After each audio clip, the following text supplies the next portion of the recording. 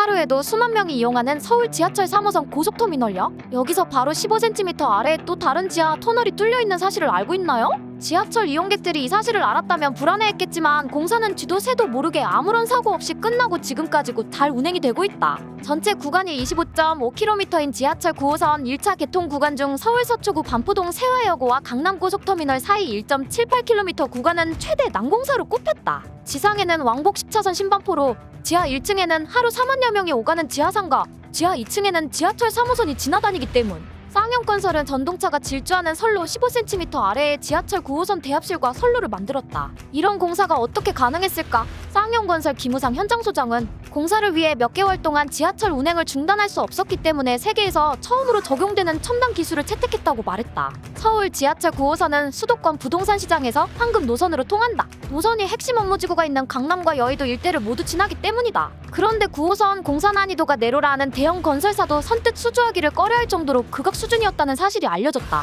가장 난공사였던 구간은 서울 서초구 반포동 세화여중고에서 강남 고속버스터미널까지 1.78km에 이르는 913공고. 이미 지하철 3호선과 7호선이 지나는데 그 밑으로 9호선을 새로 건설해야 했다. 그런데 9호선 구간과 바로 위를 지나는 3호선의 간격은 불과 15cm? 지반층이 토사와 자갈로 구성돼 연약했기 때문에 만약 공사 중 미세한 오차만 생겨도 대형 사고가 날 우려가 컸다. 게다가 3호선 위로는 고속터미널과 지하상가, 신세계백화점, 메리어트 호텔, 센트럴시티 등 대형 건물이 밀집해 있었다. 지하 공사가 잘못돼 토사가 내려앉을 경우 상부 건물도 줄줄이 무너지면서 심각한 피해가 벌어질 수 있었던 셈이다. 이런 상황에서 쌍용건설이 이 구간 턴키 설계 시공 일괄 입찰에 참여해 이목을 끌었다. 쌍용건설은 구간 특성을 고려해 두 가지 공법을 혼합한 시공을 보여줬다. 과연 어떤 시공법일까? 먼저 쌍용건설은 이탈리아 밀라노의 베네치아 지하철 정거장 건설에 사용된 대단면 터널 공법 CAM에서 실마리를 찾았다. CAM 공법이란 얇은 집안 아래에 거대한 쇠파이프처럼 생긴 대구경관관을 아치형으로 삽입해서 터널 구조물을 만드는 공법을 말한다.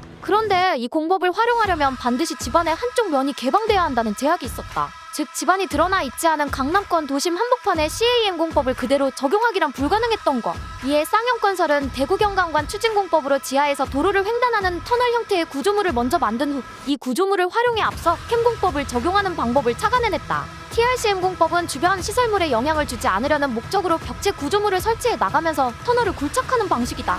쌍용건설은 먼저 정거장 주변에 TRCM 공법을 위한 4개의 작업구를 만들었다. 이 구를 통해 지름 2.5m, 길이 30에서 38m인 갤러리관 2개를 밀어넣었다. 관이 땅속으로 2m 전진할 때마다 내부 흙을 파내는 작업을 반복했다. 그 다음 지름 1.5m 크기 강관을 갤러리관의 직각 방향으로 설치했다. 각 관 내부에는 철근을 넣고 콘크리트를 타설했다. 그러면 상부 구조인 슬래브가 생긴다. 슬래브 밑으로는 갤러리관 수직으로 연결되는 벽을 세우고 내부 공간에 흙을 파낸 다음 하부 슬래브를 설치했다. 이렇게 박스 모양의 TRCM 구조체가 총 4곳 완성됐다. 이제 TRCM 구조체를 통해 본격적으로 CAM 공법을 전개할 수 있게 됐다. 먼저 TRCM 구조물을 연결하는 지름 2m 강관 13개를 아치형으로 밀어넣는다. 각 강관을 이어주는 걷어 천장격인 볼을 설치하고 강관과 걷어에 콘크리트를 타설해서 터널 상부 구조물을 만든다. 이 같은 아치형 상부 구조물과 3호선 노선 간격차가 단 15cm에 불과했다. 다음으로 TRCM 구조물 하부를 파내 공간을 확보했다. 또 CAM 공법을 통해 만든 터널 상부 구조물 양쪽 끝 하부를 따라 대형 도갱을 만들었다.